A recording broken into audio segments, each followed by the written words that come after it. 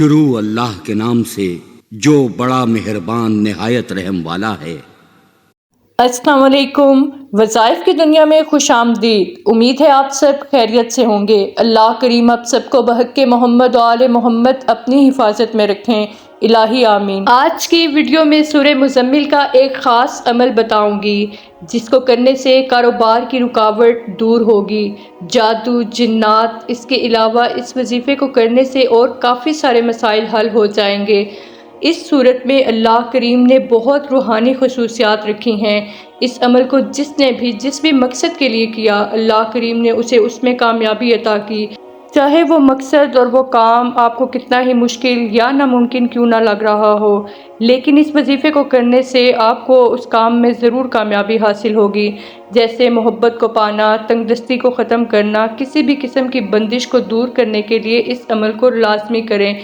یہ عمل روحانی اور جسمانی بیماریوں کو دور کرنے کے لیے بھی اکثیر ہے۔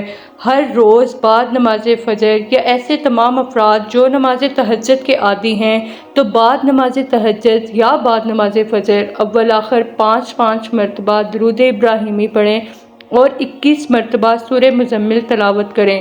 جب آپ 21 مرتبہ سورہ مزمل پڑھ لیں تو 14 مرتبہ حسبنا اللہ و نعم الوکیل پڑھیں اور آخر میں 5 مرتبہ پھر درود پاک پڑھ کر اپنے مقصد میں کامیابی کے لیے اللہ کریم کے آگے دعا مانگے۔ انشاءاللہ تعالیٰ آپ کو اس مقصد میں ضرور کامیابی ملے گی۔ یہ عمل 40 روز کا ہے۔